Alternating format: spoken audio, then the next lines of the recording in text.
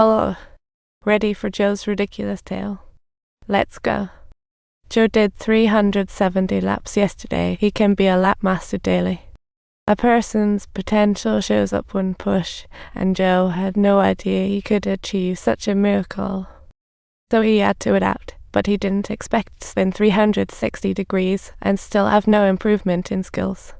Turns out he was penalized today, needing to push 2 laps for 1 point, meaning Joe had to hit 740 laps.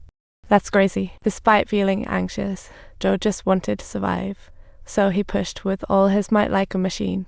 Sadly, he still didn't meet the quota, and the frustrated Joe went to complain, only to be berated by the guy next to him.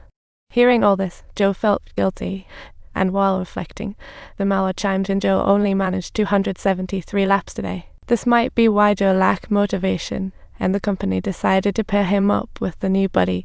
Guess who? His wife, Kate. The company said Kate was unemployed, might as well bring her in. Joe refused, thinking this place is hell on earth. If his pregnant wife came, she'd not survive 3 days, so Joe frantically reassured the mallard. He promised to work hard, absolutely go south and not north, and the mallard was finally satisfied. The mallard told Joe he must meet the quota, or there would be serious trouble, and double penalties would be lifted afterward. Suddenly, a gigantic triangle fell from the sky, a punishment for Joe's failure to meet the quota, leaving everyone astonished. But Joe didn't dare complain. At night he couldn't sleep, and the next day he saw that 370-lap quota and felt like crying. He knew the gravity and pushed like a bull right after 6 a.m. Even when exhausted, Joe was determined to pull through, and he saw the suit-clad version of himself show up to mock him. Finally, at 10 p.m., he completed the quota, collapsing on the ground and falling into a deep sleep.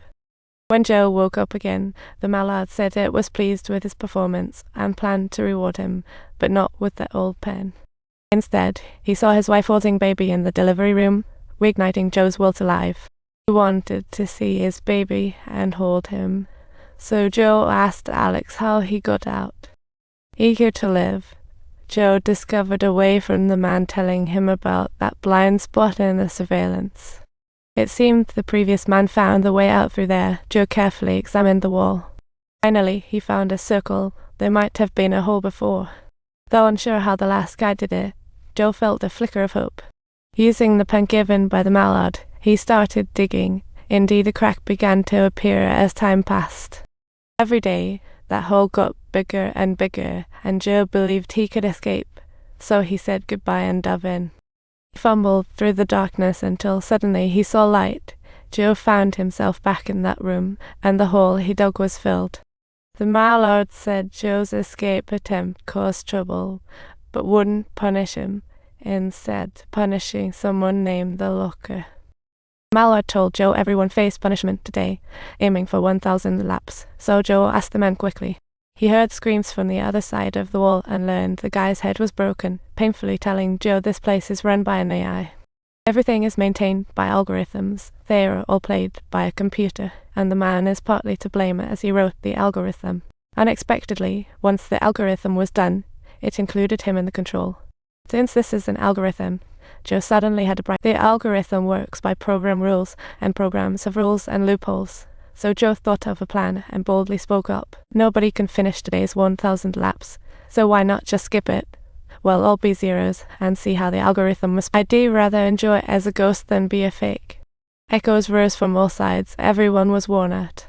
So today, everyone's count was 0, and the best part, no one died. Just when Joe thought he had struck gold, the next morning the mallard unexpectedly told them, today anyone with 0 counts would die. Now whatever Joe said was pointless. His only friend had a broken leg. There was no hope left. The friend was bound to leave. Seeing Joe tear up, his friend comforted him not to be sad about his departure and wished Joe might reunite with family. Joe returned to his desk in silence, pushed 1 lap, then stopped. He chatted with the man all day, curious about his name. The man revealed his name was Alex, and it turned out he was Joe's predecessor. Alex revealed he had escaped once but was soon recaptured. Joe fell into despair. His friend couldn't lift his spirits any longer. As 12 struck, the friend was to be eliminated.